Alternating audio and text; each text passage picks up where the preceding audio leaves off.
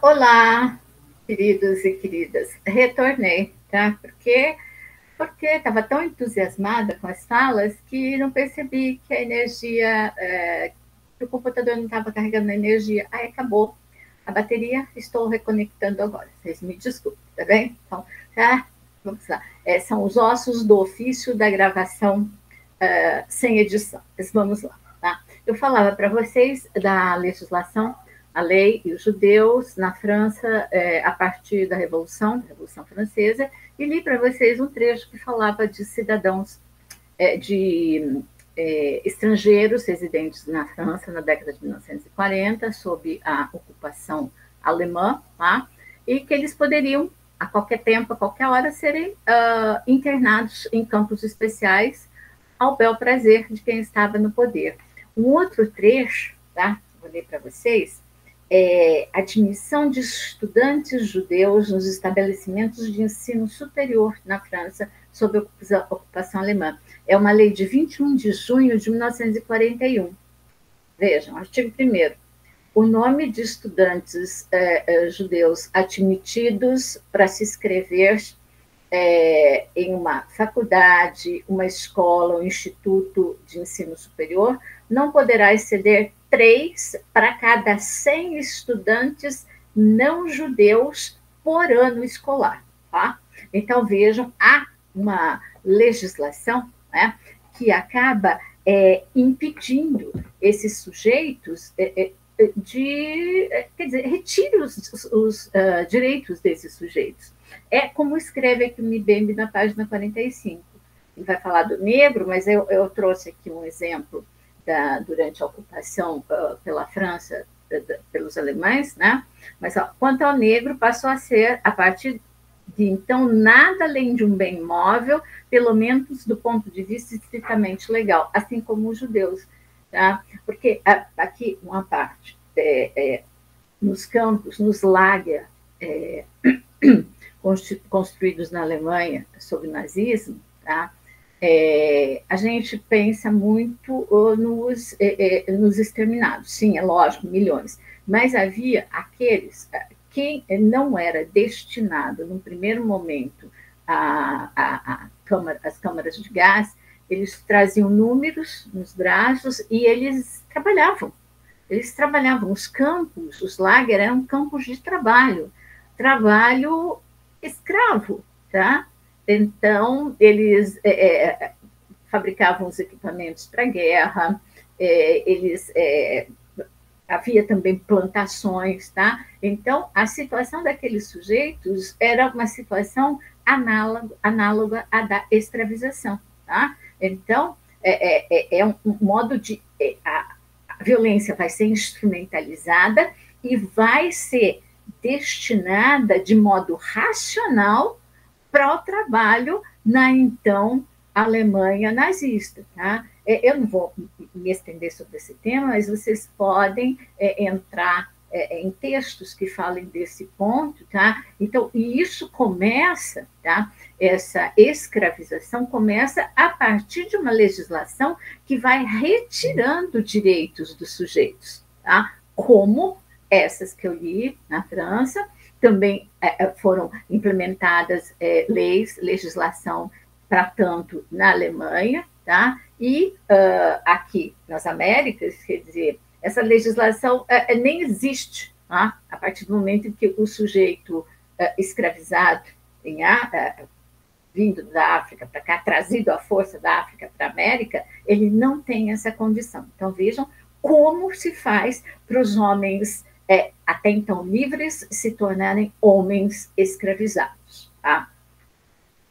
Mais adiante, tá? Eu fiz aqui uma relação na página 49 com um livro que eu gosto, um livro não, um filme, eu gosto bastante, e que possivelmente alguns de vocês tenham assistido, algumas, se não assistiram, sugiro que assistam. Tá? Vejam, vou começar lá na página 48. Acontece o mesmo com as diferentes formas de manipulação dos seres vivos e de hibridação de elementos orgânicos, animais e artificiais. Com efeito, nada impede que, num futuro mais ou menos distante, as técnicas genéticas sejam utilizadas para fazer o manejo das variedades populacionais e descartar, por meio da seleção de embriões trissômicos ou pelas vias da teriomorfia, hibridação com elementos animais, ou da ciborguização, hibridação com elementos artificiais, as raças consideradas indesejáveis. Aí lá no final desse parágrafo. Raça e racismos não pertencem, portanto, somente ao passado.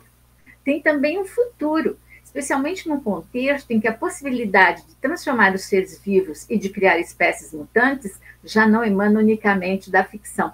Foi aí que eu lembrei do filme Corra. Ah, imagino que vocês, se não assistiram, pelo menos já tenham ouvido falar. Tá? Não vou dar spoiler, mas há ali uma situação em que os negros, são negros, eu vou usar aqui a expressão, entre aspas, tá bem, gente, para que não me entendam erroneamente, selecionados, e esses sujeitos selecionados, eles vão ser envolvidos, em geral, no caso específico do Corra, por uma moça branca, de uma família, vamos dizer assim, uma coisa meio aristocratizada, tá? E esses sujeitos negros seduzidos ou levados a esse lugar das mais variadas maneiras vão passar por cirurgias em que esses cérebros, em que isso que lhes dá uma intelectualidade maior, uma sensibilidade artística, alguma coisa a mais, tá? Esse plus vai ser transferido para brancos medíocres, brancos, sei lá, assim, brancos na média, tá? Convertendo-os, instalando neles esses dons, essas virtudes que os negros teriam. Tá? Então, assim que eu li esse trecho, me lembrei do filme. Então, assistam ao filme Corra. Tá? Lógico, bastante, não é só por isso, há outras questões envolvidas, vocês vão perceber até uma grande sacada sobre a década de 1930, um episódio que também tem como ecos a Alemanha no período da ascensão nazista, tá? Que é muito interessante. Então, há também essas questões históricas. Tá? E uma outra questão que me chamou a atenção, tá? Isso na página 50. O grande movimento de digitalização que está em curso, um pouco por toda parte, mundo afora, obedece em parte a essa lógica, sendo-lhe subjacente a ideia de que qualquer securitização ideal requer necessariamente a instauração de dispositivos globais de controle dos indivíduos e a tomada de poder sobre um corpo biológico não apenas múltiplo, como também em constante movimento. Aí ele vai estabelecer a questão com a biopolítica, que vamos dizer assim, em que o Mbembe é confessadamente, declaradamente, vamos dizer assim, um estudioso, um leitor e ele vai para além da proposição Foucaultiana sobre o biopoder. Tá? A questão de instaurar chips, essa questão, eu anotei até o momento aqui, que esse regime que ele chama de tecnotrônico dos crachás, tá? O crachá que serve para você entrar na sua sala, o crachá que serve para você ser reconhecido num departamento qualquer onde você vai, o dedo que você posiciona no caixa do banco eletrônico, quer dizer, são todos modos de arquivar cada um de nós num grande banco de dados, tá? Que vai servir para alguma coisa ou já está servindo para alguma coisa. Tá? Então, vejam, o Mbembe, na página 53, ele fala sobre isso. Ó. Esse novo regime tecnotrônico, caracterizado pela miniaturização, pela desmaterialização e pela fluidez na administração da violência do Estado, as impressões digitais da íris, da retina, da fose, da forma do rosto, permitem mensurar e arquivar a unicidade dos indivíduos. As partes imutáveis do corpo humano tornam-se a pedra de toque de sistemas inéditos de identificação, vigilância e repressão. Isso são todos o Estado, tá? Utiliza todas essas formas para nos ter nos seus bancos de dados, tá? Para as grandes conglomerados transnacionais nos terem nas suas bases de dados, tá? Assim, vocês, a maioria deve ser muito melhor nisso do que eu, tá? Mas no primeiro momento, né, quando eu comprava livros pela online nos sites, né? Eu compro ainda. Depois de algumas aquisições, apareciam esses livros que possam lhe interessar, né? Aí vinham textos que realmente, alguns deles me interessavam. Ó. Então, há os algoritmos que vão compondo quem somos nós a partir de nossas preferências de leitura, nossas preferências de vestuário, as pessoas com quem nós mantemos contatos. Então, vejam, que, será que a gente pensa nisso todos os dias? Ou será que a gente já pensou nisso algum dia? Então, vejam, isso que eu falei inicialmente sobre o texto do Mbembe. Esse texto que não me impressionou somente pelo tratamento dessa questão de raça, desse sujeito racial, mas também por uma série de questões que nos afetam, tá? São questões que nos afetam como seres humanos, dentro de um quadro de, como ele diz aqui, tá? Vamos lá, vou usar essas mesmas, identificação, vigilância e repressão. Isso é bastante temeroso. Mais à frente, né, ele ainda vai...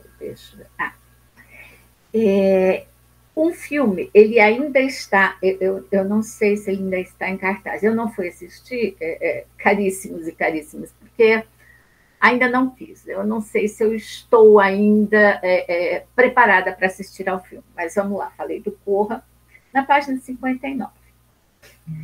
Não basta erigir instituições adequadas no contexto de segregação exacerbada, nem adquirir competência ou ganhar respeitabilidade se o direito de cidadania é fundamentalmente contestado, frágil e revogável. Ainda é preciso ter sua própria nação, um Estado próprio que possa ser defendido. Esse pensamento acerca do êxodo se consolida principalmente entre 1877 e 1900. Exprime-se sob a forma de 3 projetos distintos. O primeiro é um projeto de colonização, que tem uma dimensão racista, na medida em que, conduzido em grande parte pela American Colonization Society, propõe que os Estados Unidos se livrem da sua população negra, deportando-a para a África. É a premissa do filme, eu imagino que ainda em cartaz, Medida Provisória, dirigido pelo Lázaro Ramos. Tá? Essa deportação compulsória da população negra, né? É uma ideia que existe com relação aos portugueses brancos depois da independência das colônias africanas portuguesas, a ideia do retorno. Vocês vão retornar para a África. Cara, retornar para a África, será essas pessoas que essa tal society de colonização, que a sociedade de colonização propõe que retorne para a África, a maioria já era norte-americana. Eles eram negros, não eram africanos, tinham ascendência africana. Quer dizer, você vai voltar para um lugar de onde você não veio. Negar, desculpe a expressão, mas vamos dizer assim, destituir esse sujeito da sua nacionalidade, do lugar, desfazer-se desse sujeito em relação ao lugar onde ele nasceu, onde ele tem as suas raízes, vamos dizer assim. Pensem nisso. O segundo consiste numa emigração livre, que seria acelerada pela escalada da violência e do terrorismo racial, em especial no sul norte-americano, né? O terceiro enquadra-se no expansionismo americano do período de 1850 a 1900. Tá? Henry Blanton Parks, por exemplo, defendia que os negros da América e os africanos constituíam 2 raças distintas. Então, vejam, aqui já começa uma outra questão, tá? E não vamos não vou enveredar por elas. Tá? Deixa eu ver qual mais apontamento. Existe um outro momento dessa questão das efabulações, tá? Essas narrativas que são construídas. Eu falei lá anteriormente essa moralização, né, de narrativas míticas quanto à questão dos monstros, né? Eu fiz referência ao texto do Cohen, mas aqui eu também pensei numa questão de ordem bíblica, tá? Eu estava lembrando, eu confundi Caim com Cão, tá? Como começou, como eu me lembrei disso? Os textos do padre Antônio Vieira, vocês devem conhecê-lo, né?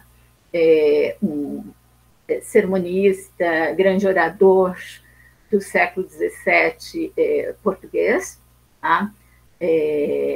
Ele, entre os seus vários sermões, há um que vai falar sobre os negros, ele é destinado a Nossa Senhora do Rosário, e vai falar que os negros deveriam se subordinar aos seus senhores, porque em outro plano, quem foi escravo no plano material, ele seria recompensado, coisa que o vale. E ali havia uma referência, a um ponto, a um estigma, tá? Estigma não, porque estigma tem muito a ver com Jesus Cristo, mas com uma questão de pecado, tá? Que seria uma maldição, tá? De Noé sobre um dos seus filhos, chamado Cã, né? Porque nos vai e vem da Arca de Noé, tá? No seu tempo de viagem, houve lá um dia em que Noé bebeu demais, ficou embriagado e ficou nu. Tá? E Cã viu o pai ser embriagado e nu, chamou seus irmãos e acabou zombando dele. E depois que Noé se recupera da bebedeira, ele vai, vamos dizer assim, amaldiçoar Cã. E essa maldição estaria relacionada a que os descendentes de Cã teriam uma marca, que seria a cor da pele, tá? E que eles seriam escravos de outros seres humanos. Então, veja, mais uma narrativa que tem uma ligação religiosa, tá? Tem na questão está afirmada, está posta nas narrativas bíblicas, quanto a essa maldição, a essa ascendência amaldiçoada dos negros. Tá? Eu me lembrei porque houve um trecho aqui que eu li, tá? Travo o gesto histórico na página 64, tá? Mas tem a ver com essa questão, tá bem, gente? Deixa eu ver o que mais que eu gostaria de chamar a atenção. A questão das máculas, tá? Aparências, verdades e simulacros, página 69. Aliás, é típico da raça ou do racismo sempre suscitar ou engendrar um duplo, um substituto, um equivalente, uma máscara, um simulacro. Um rosto humano autêntico é convocado a aparecer. O trabalho do racismo consiste em relegá-lo ao segundo plano ou cobri-lo com um véu.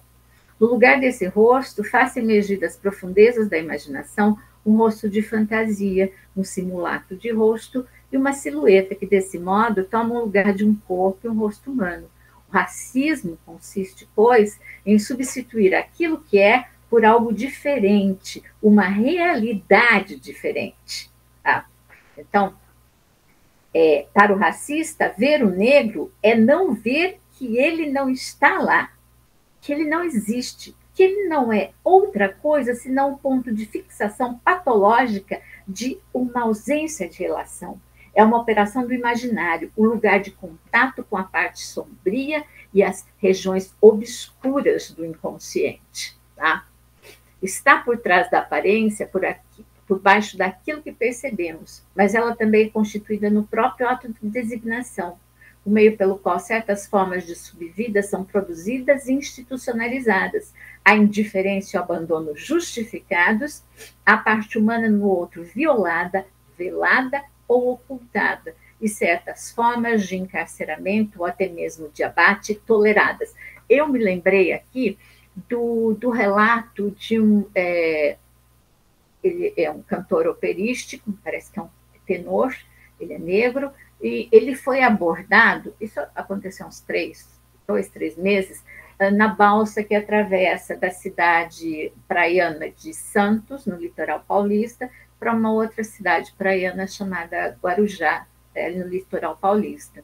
E esse sujeito, ele estava com um amigo num carro, eu não vi qual era o carro, mas me parece que era um carro importado, coisa que o valha, e ele foi abordado pela polícia. Ele foi constrangido. Abordado é você separado e pedirem documentos, mas ser constrangido é outra coisa. Foi constrangido a sair do carro, foi levado para a delegacia de polícia, quer dizer, ele passou por toda essa situação por conta da sua cor da sua pele, tá? E vocês podem ver esse relato nos sites de busca, tá? Então, quer dizer, já há anteriormente, por conta das aparências, vamos dizer assim, permitido que com essa pessoa se faça determinada coisa, ou se façam determinadas coisas. É mais ou menos como mulheres que são abordadas, que foram abordadas, por exemplo, porque estavam à noite circulando em determinados lugares com roupas desapropriadas.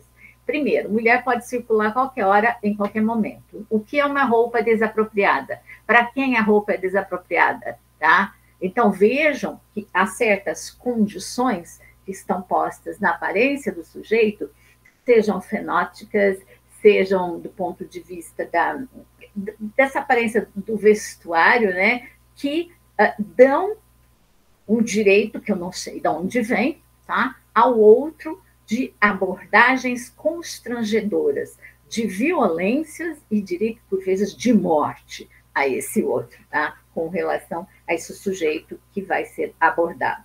Tá? Aí, na página 71, eu fiz uma relação, tá? Na página 71, lá no final. Nessas condições, a invocação da raça, a tentativa de estabelecer uma comunidade racial, visam, primeiro, fazer nascer um vínculo e fazer surgir um lugar com base nos quais nos possamos manter de pé em resposta a uma longa história de sujeição e de fratura biopolítica. Em Aimé Césaire, ou nos Poetas da Negritude, por exemplo, a exaltação da raça negra é um imenso grito cuja função é salvar da degradação absoluta aquilo que havia sido condenado à insignificância. Aqui eu me lembrei de uma poeta, uma escritora brasileira, Eliana Potiguara, tá? Com o texto, ele é um diálogo com o título do texto do Fanon. O texto do Fanon é Pele Negra, Máscaras Brancas. Um dos livros, não é o único, Eliana Potiguara já escreveu outros tantos, metade cara, metade máscara, tá? São narrativas, são poemas, quer dizer, nós temos aqui uma série de gêneros colocados em discussão, tá? E ela, vamos ver, eu queria ler um para vocês, Terra Mulher. Ela fala muito da questão da mulher indígena. Vejam lá, é um poema, tá? Da Eliane Potiguara. Tu que muito sabes desse mundo, tu que nesta vida profunda, com todos os séculos aprendeu a malícia, como quer que te chame? Tu que me enganas, suponho, ouvindo parada, te vejo os que te fingem aos ouvidos, e tua mente chama ainda, não, é isso não. E tu choras e tu sofres pela incompreensão e tu morres pelo roubo e assassinato. Por que ficas parada?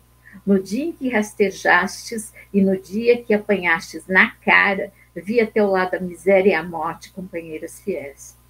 Tu que te banhaste em teu próprio sangue, não tem coragem de exclamar ou tem medo de ser errante? Tu que sentiste o racismo na carne, o desprezo dos olhares, a inveja de serem pelo menos um minuto que hoje és honesta. Tu calas, mas vejo o teu sorriso da compreensão deste mundo, na ruga do pé do olho, no canto da boca rota, e penso mesmo, talvez, que seja por enquanto calar e olhar ao redor. Porque tua mente viaja e enxerga, e és nobre por calar-te nesta hora, és humilde guerreira. Mas sei que tens uma cachoeira de lágrimas dentro do peito, e uma enorme garra na voz para gritar esse massacre sem paz. Mas luta, mesmo que não possas falar por hora, minha terra, porque ainda estás presa nas garras da tua própria história. Então, vejam, essa referência que o Mbembe faz, por exemplo, a Inês Cesare, nós podemos pensar aqui, eu pensei na Eliane Potiguara, e mais à frente eu pensei na Conceição Evaristo, outra também grande escritora brasileira, tá? Eu pensei nela a partir desse momento. Desse ponto de vista, o apelo à raça, que é diferente da designação racial, é uma maneira de fazer reviver o corpo imolado, sepultado e apartado dos laços de sangue e de solo, das instituições ritos e dos símbolos que o tornavam precisamente o corpo vivo, em especial ao longo do século XIX e início do XX. Foi esse o sentido assumido pelo apelo à raça no discurso negro. Tá? Então, estou pensando aqui nesse texto, tá? Como a gente pode ler para as literaturas aqui no Brasil. Eu pensei na literatura da Conceição Evaristo, na literatura da Eliane Potiguara, por exemplo. E aqui na Lógica de Curral, olha, não foi possível eu não pensar na criação das unidades de polícia pacificadora, as UPPs, no Rio de Janeiro. Não me foi...